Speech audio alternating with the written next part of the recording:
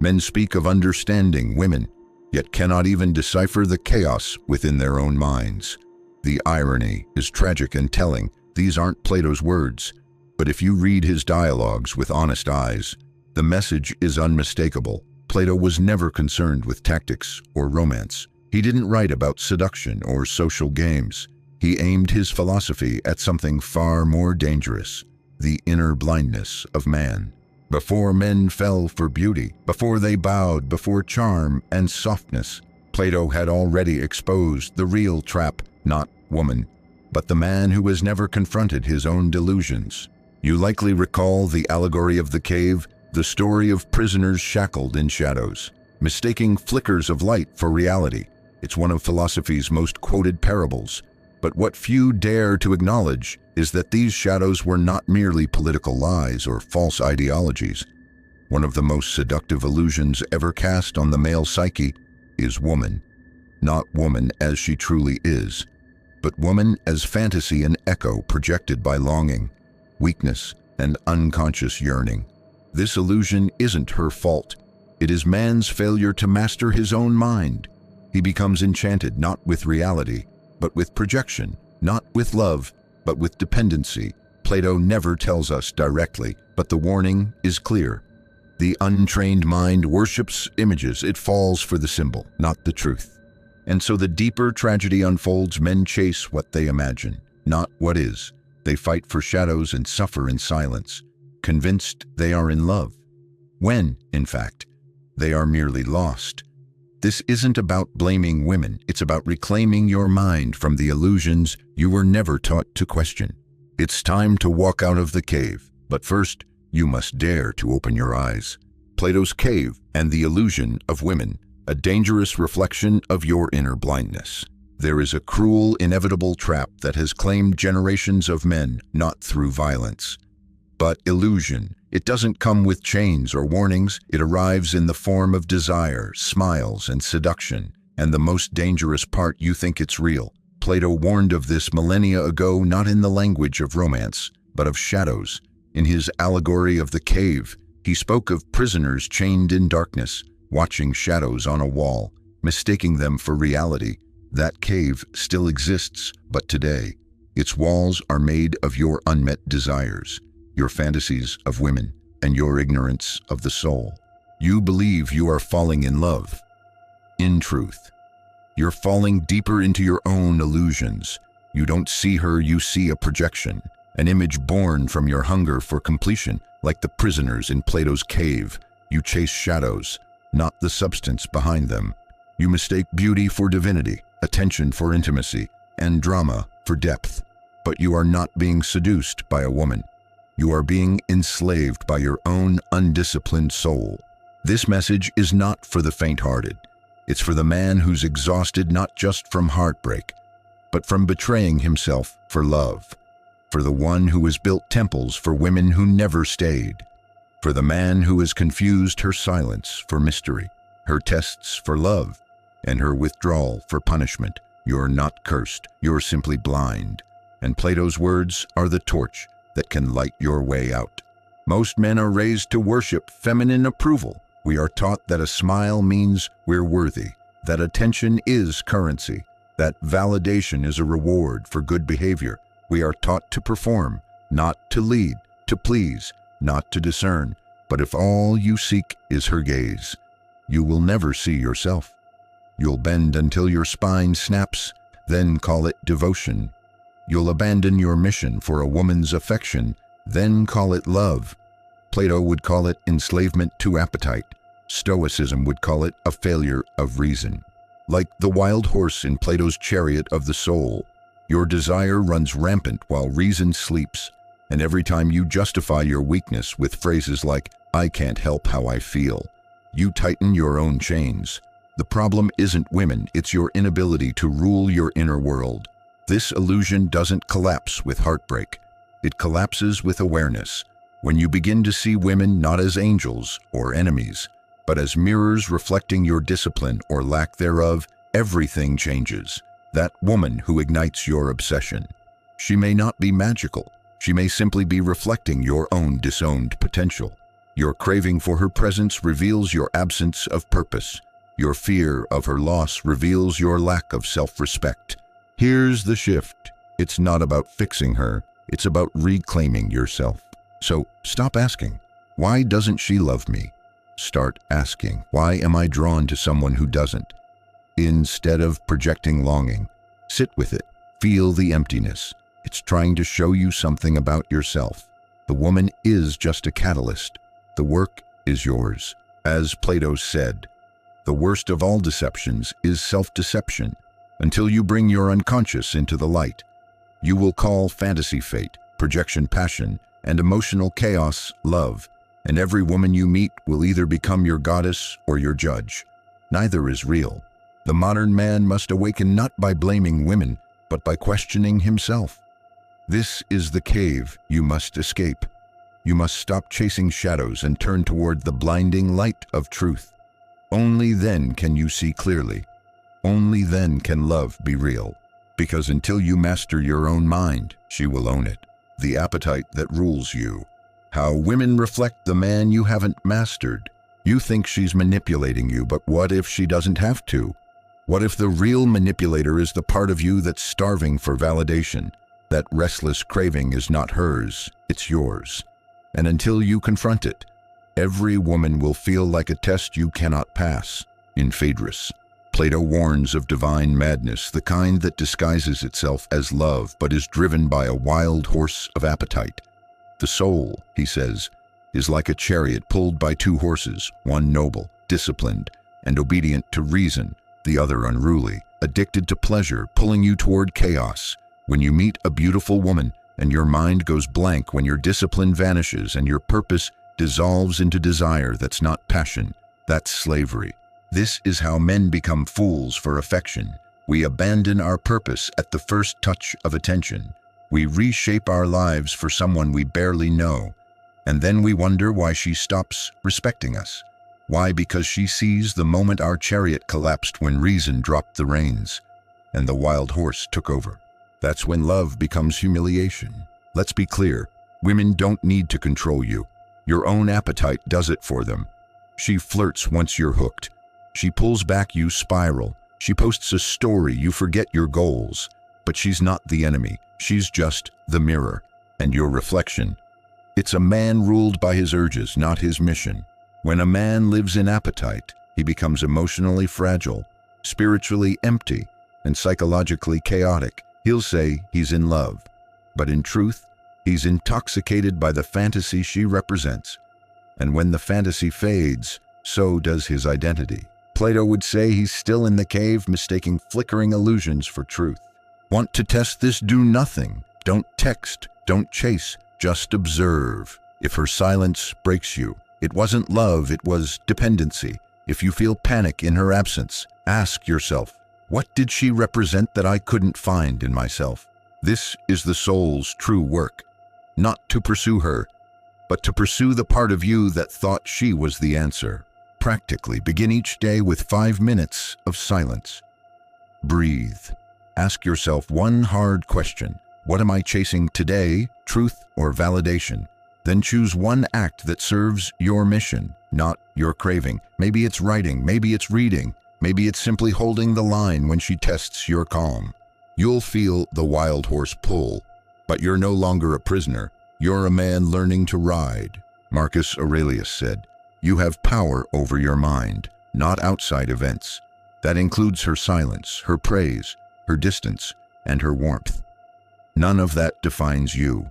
The man who learns this becomes unshakable. He doesn't run from women. He doesn't resent them. He sees them clearly and chooses with clarity, not compulsion. This is not the path of the nice guy. It's the path of the philosopher king, the one who governs not by force, but by reason, who doesn't beg for affection because he's mastered the art of self-respect.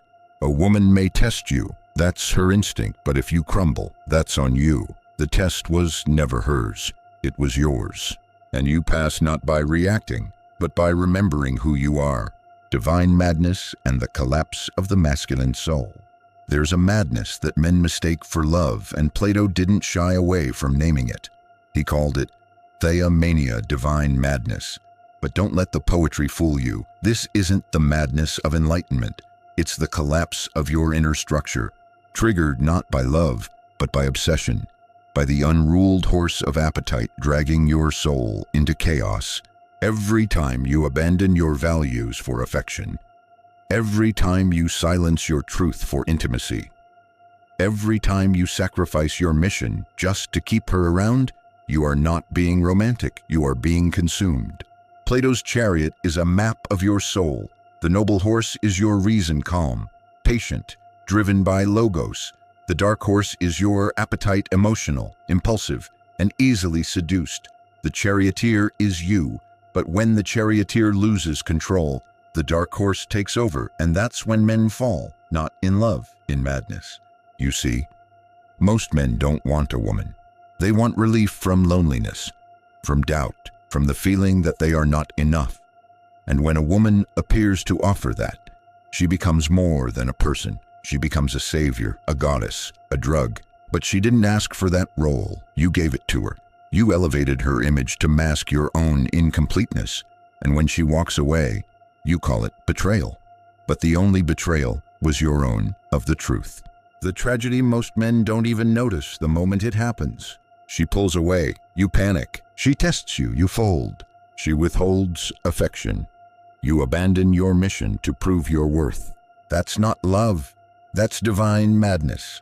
And it leads to the slow death of the masculine soul.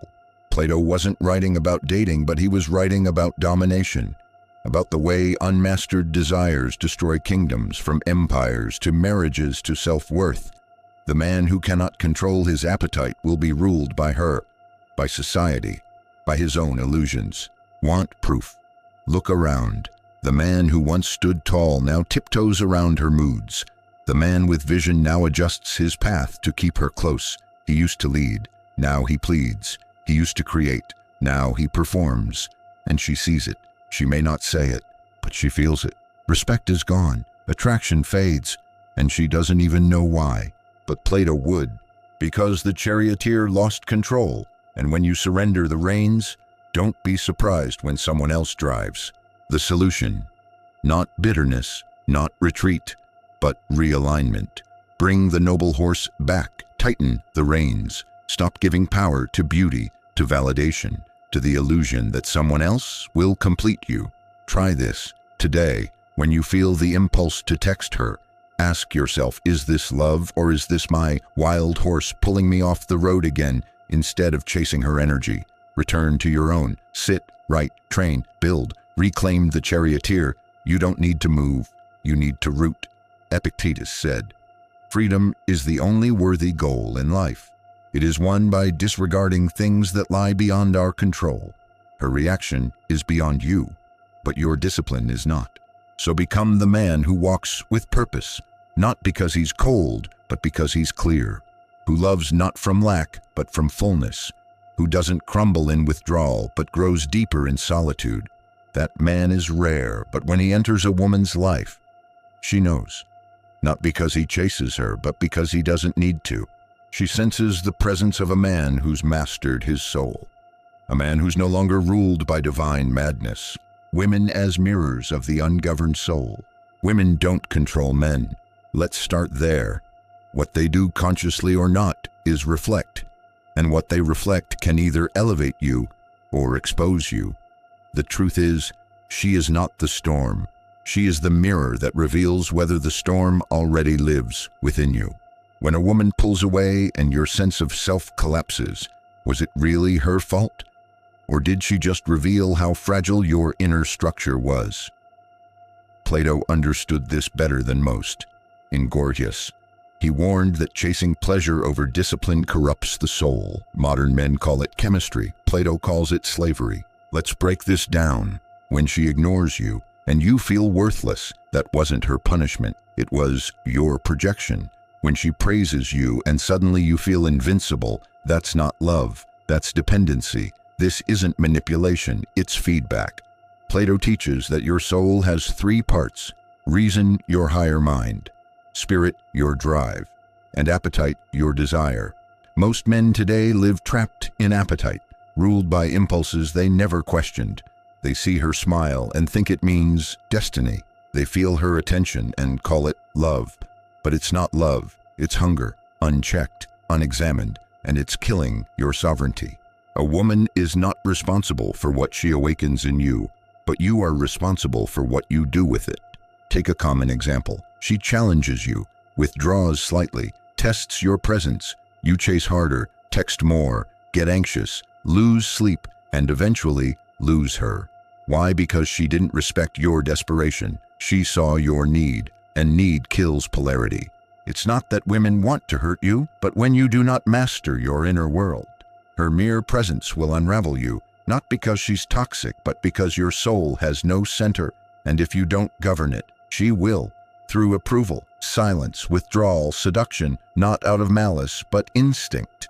Plato would say you have become a puppet not of the woman, but of your own untrained appetite. The feminine simply pulls the string. So what's the solution? You don't need to escape women. You need to reclaim your soul. Try this. The next time you feel pulled into emotional turbulence, pause. Don't react. Don't text. Don't prove. Sit with it. Breathe. Ask yourself, what does this feeling reveal about me? And then act not from the hunger for attention, but from your mission. Maybe that means hitting the gym. Maybe it means writing that book. Maybe it means spending time with men who challenge you. Do something that strengthens your spirit, not something that feeds your need. Marcus Aurelius said it best. You have power over your mind, not outside events. Realize this, and you will find strength. That strength is magnetic. Women feel it. They may test it. But when they see it is real, they respect it. And with respect comes desire. Real desire, not pity, not control, not confusion. This is the paradox. When you stop chasing her validation, she starts chasing your presence. When you stop collapsing into her silence, you become the man who commands her attention without a word. Women are not the enemy, but they are the test. Not a test of your worth, but of your mastery. And mastery begins with awareness. Appetite's dominion. Why most men betray themselves for validation. It's not the woman who enslaves the man, it's the part of his soul that refuses to be ruled. In The Republic, Plato describes the tripartite soul, reason, spirit, and appetite. These aren't abstract theories, they are real forces warring within every man. And the tragedy of modern love is this.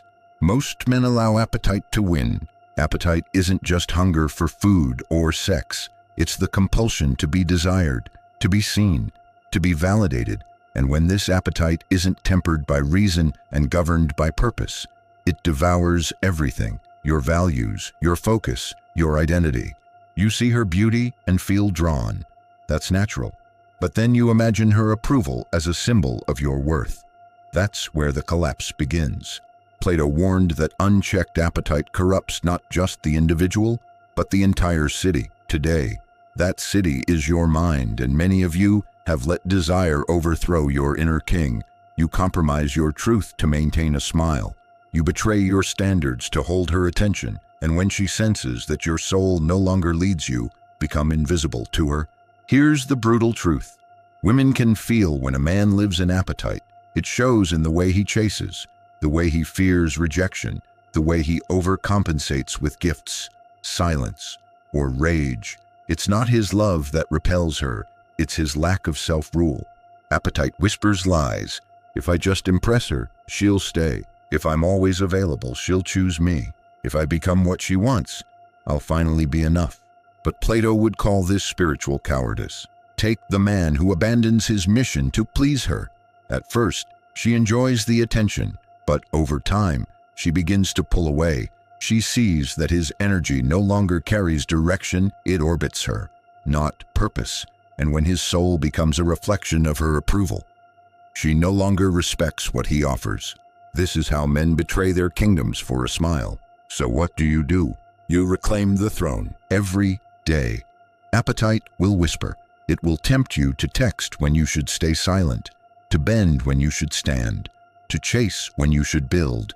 Your job is not to kill the desire, but to lead it with reason, to become what Plato called the just man, one who rules his inner world so powerfully that no external pleasure can dethrone him.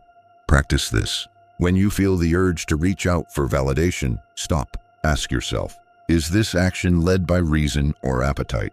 Then redirect your energy to something that serves your mission. Read, create, train, plan. Each disciplined choice is a brick in the fortress of your masculinity. Remember what Epictetus said, freedom is the only worthy goal in life. It is won by disregarding things that lie beyond our control. When you stop needing her approval, you reclaim control, and when a man governs his appetite, he becomes untouchable not because he avoids desire, but because he chooses when to act and when to walk. This is the man who makes women feel something ancient, a calm they cannot shake, a gravity they respect. He is not seeking love like a beggar. He brings love like a king. Because he no longer begs to be chosen, he selects. And when a man lives like this, women don't just desire him, they admire him, because he represents the very thing most of them never meet. A man who does not need to be wanted to know his worth. You are not here to be consumed by beauty. You are here to become so whole that beauty recognizes you as the mirror it's been waiting for. Society's collapse begins in the mind of the unruled man.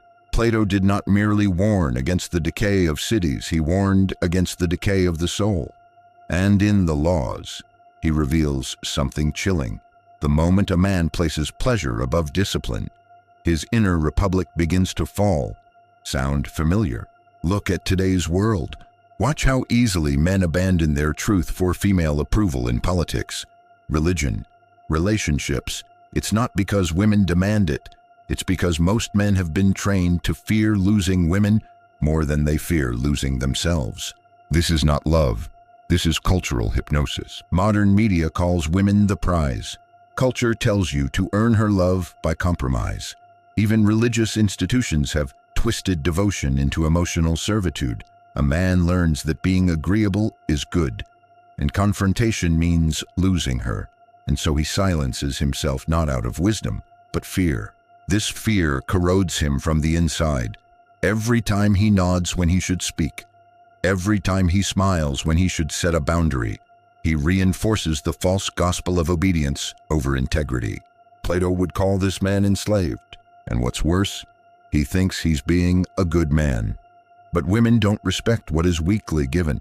They respect what is rooted. When a man fears her disapproval more than he fears betraying his values, he becomes emotionally neutered, useful, but not admirable, present, but not powerful. Consider this. A man in a relationship notices something is wrong. She tests him, withdraws, or subtly undermines his goals. Instead of confronting the truth, he appeases. He tries harder to win her back. He believes that if he just keeps her happy, everything will fix itself. But in that moment, he abandons the throne of his soul, and she feels it. She won't tell him this directly. She may even enjoy the control for a while, but deep down, something shifts. Respect fades, attraction dims, and he, clueless, blames her behavior, not realizing it was his surrender that sparked her retreat. This is the cost of emotional submission. So what's the cure? Rebellion, not against women, but against illusion. You must rebel against the idea that your worth is dependent on her reaction. You must stop performing and start standing, even if it costs you the relationship, especially if it does. Start small. Identify one narrative you've swallowed whole, e.g., keeping the peace is more important than truth. Challenge it. Ask, has this belief made me more respected or more ignored? Replace it with your own truth. My voice matters more than her comfort. This simple practice rewires your mind away from codependence and towards sovereignty. Plato and the Stoics agree.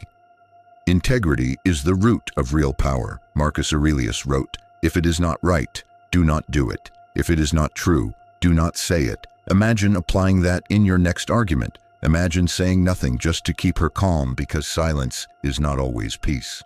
Sometimes it's cowardice dressed in courtesy. Women aren't repelled by your truth.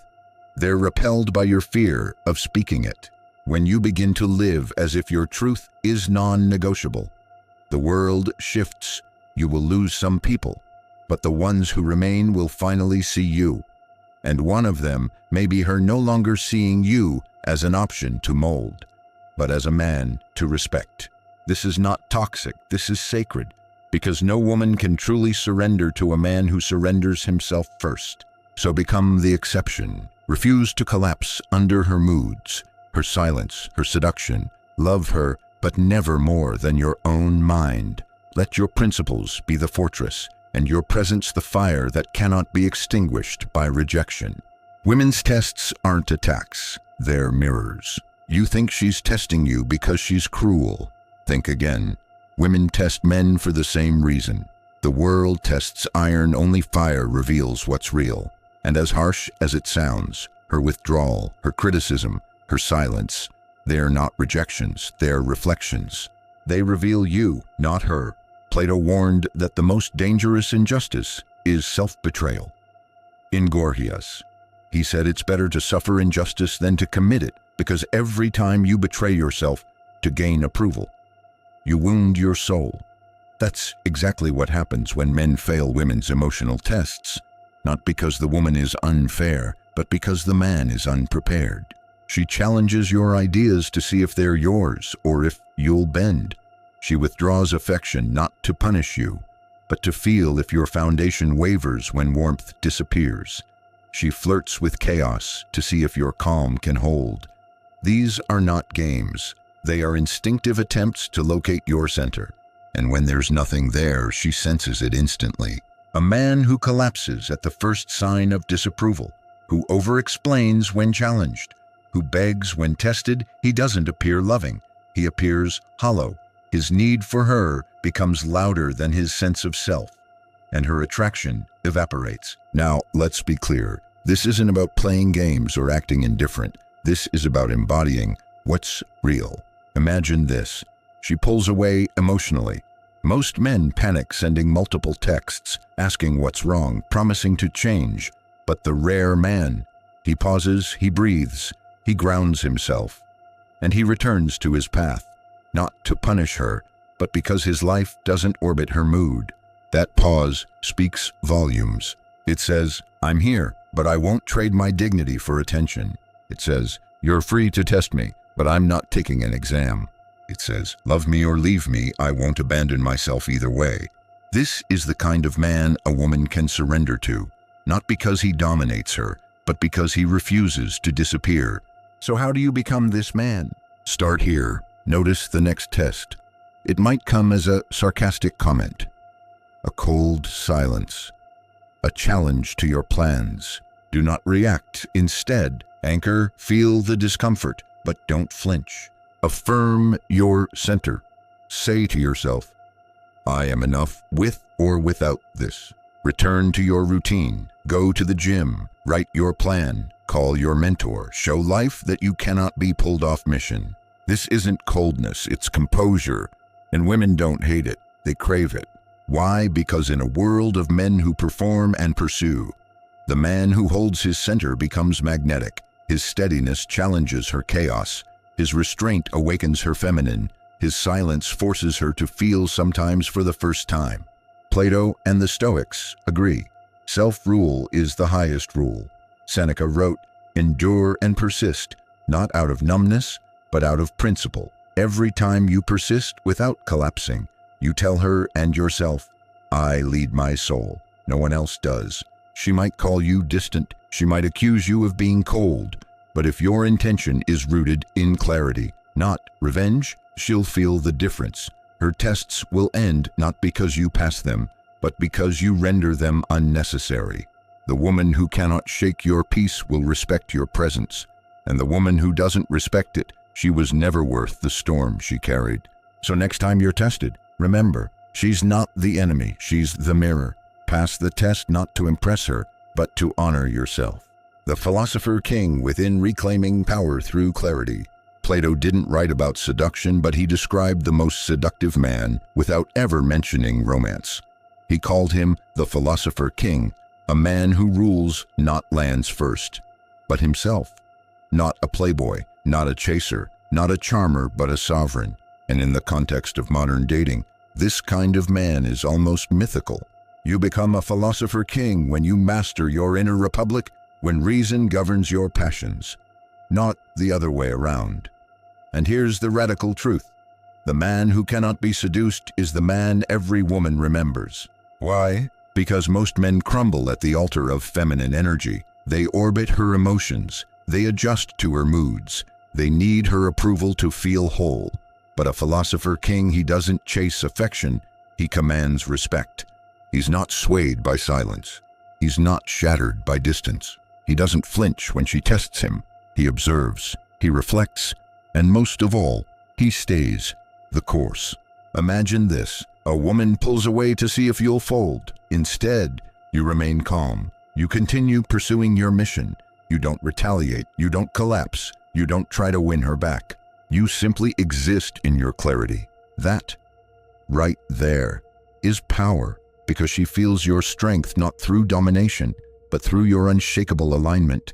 She senses that your presence is not for sale, your soul not up for trade. And suddenly, she sees you not as an option, but as a mirror to her own chaos. Plato's philosopher king doesn't rule through manipulation. He governs through wisdom. He doesn't speak to please. He speaks to reveal. He doesn't move to impress. He moves with intention. He sees people, especially women, as symbols, not saviors, mirrors, not muses. And this perspective, it frees him from emotional slavery. In modern dating, most men are still prisoners in Plato's cave, worshiping shadows of women, chasing projections, needing validation to feel alive. But the philosopher king has emerged from the cave. He sees clearly, and in that clarity, he reclaims his power. Here's your practice. Every day, visualize yourself as this philosopher king. Picture a throne, not of gold, but of stillness. Picture your desires kneeling before your reason. Picture a woman testing you and you not reacting, but witnessing. Then, take one action, however small, that reflects this inner sovereignty. It could be as simple as not sending that text, as profound as walking away from someone who drains you, or as powerful as setting a clear boundary without guilt. The more you act from this center, the less you'll be manipulated, and the more you'll be remembered not as someone who chased, but as someone who cannot be shaken. Remember, a woman may forget the man who gave her roses, but she will never forget the man who held his ground when she threw thorns.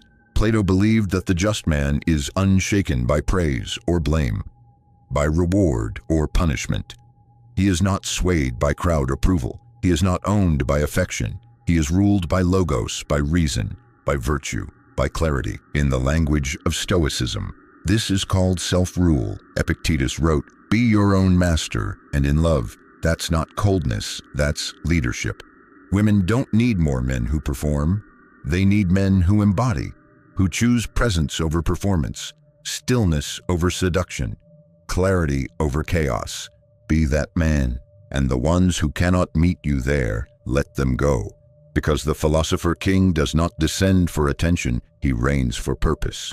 We're not just building a channel, we're building a brotherhood, a rising force of men who are done hiding, done pretending, done living small, men who no longer accept the roles handed to them, but carve their own path with clarity, conviction, and quiet strength.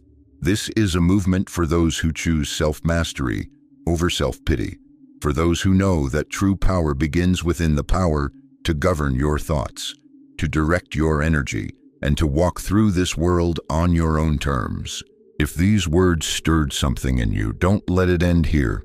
Click the link in the description and take that step toward becoming part of something greater. Not a trend, not a tactic, a transformation. Because the world doesn't need more men chasing illusions. It needs men who are ready to lead, starting with themselves.